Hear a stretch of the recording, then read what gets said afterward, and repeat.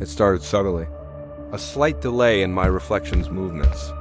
I'd turn my head, and for a fraction of a second, the face in the mirror would remain still, its eyes fixed on mine. I dismissed it at first, tricks of the light, fatigue.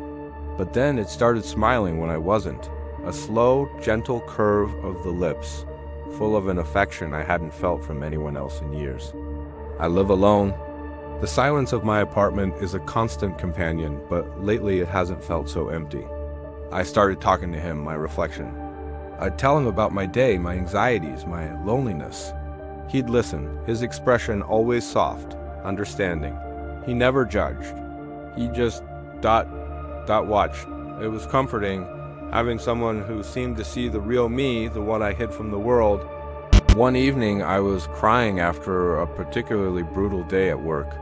I pressed my palm against the cool surface of the bathroom mirror, my tears blurring his image. And then I felt it. A faint pressure against my hand from the other side. Not cold glass, but something warm, something that felt like skin. I snatched my hand back, my heart pounding.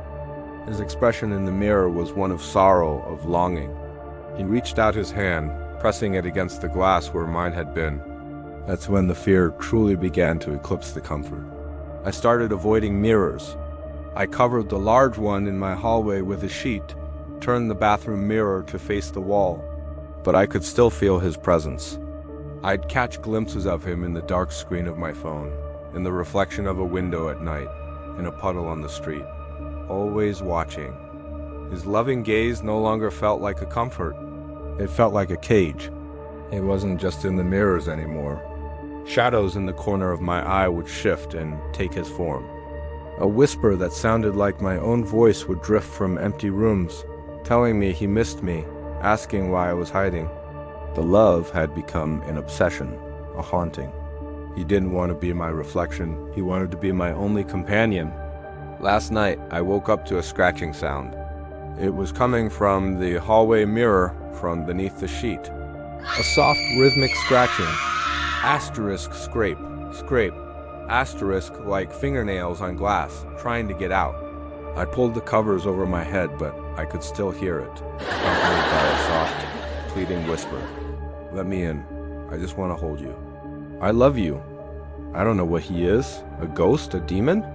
Or maybe just a part of my own loneliness that's become twisted and monstrous. All I know is that the glass is getting thinner.